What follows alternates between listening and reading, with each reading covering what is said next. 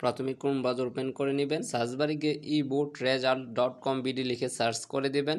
করার পর দেখতে পাচ্ছেন আপনার সামনে কাঙ্ক্ষিত একটু ওয়েবসাইট চলে আসবে। এখানে অনেকগুলো ওয়েবসাইট দেওয়া আছে, আপনি সবগুলো ওয়েবসাইট থেকে আপনি রেজাল্টটা দেখতে পারবেন। জাস্ট আমি উপরটিতে ক্লিক করে দিলাম, আপনার সামনে এইরকম একটা ইন্টারফেস শো করবে। করার পর আপনি স্টোর করে একটু নিচে আসবেন, আসার পর দেখতে পাচ্ছেন নেম অফ এক্সামিনেশন সিলেক্ট ওয়ানে ক্লিক করবেন। করার পর আপনি এসসি সিলেক্ট করে দিবেন। করার পর ইয়ার অফ এক্সামিনেশন আপনি ইয়ার সিলেক্ট করবেন, আপনি কত সালে এসএসসি পাস করেছেন। জাস্ট আমি 18 সিলেক্ট করে দিলাম। করার পর দেখুন নেম অফ বোর্ড, আপনি নেম অফ বোর্ডে ক্লিক করে নেবেন, আপনি কোন বোর্ডের অধীনে পরীক্ষা দিয়েছেন এসএসসি। জাস্ট আমি ঢাকা সিলেক্ট করে দিলাম। নিচে দেখতে পাচ্ছেন টাইপ অফ রেজাল্ট, সিলেক্ট ওয়ানে ক্লিক করবেন। করার পর দেখতে পাচ্ছেন ইন্ডিভিজুয়াল ডিটেলস রেজাল্ট, আপনি এটাতে ক্লিক করে দিবেন। ক্লিক করার পর দেখতে পাচ্ছেন রোল নাম্বার, আপনাকে এখন রোল নাম্বারটা দিতে হবে, আপনি এসএসসি রোল নাম্বারটা। আমি অলরেডি আমার রোল নাম্বারটা বসে দিয়েছি। নিচে দেখতে পাচ্ছেন রেজিস্ট্রেশন নাম্বার, আপনার রেজিস্ট্রেশন নাম্বারটা বসে দিতে হবে, সবগুলো ইংলিশে বসাতে হবে।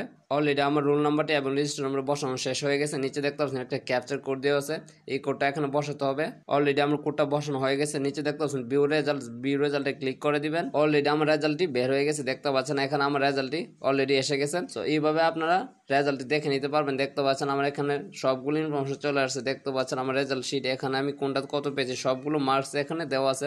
এইভাবে আপনারা অনলাইনের মাধ্যমে আপনার রেজাল্টটা দেখে নিতে পারবেন। সো ভিডিওটা কেমন লেগেছে কমেন্টে বলতে ভুলবেন না, এবং ভিডিওটি যদি ভালো লেগে থাকে অবশ্যই চ্যানেলটি সাবস্ক্রাইব করবেন এবং দুর্দান্ত ভিডিও পাওয়ার জন্য সঙ্গেই থাকুন।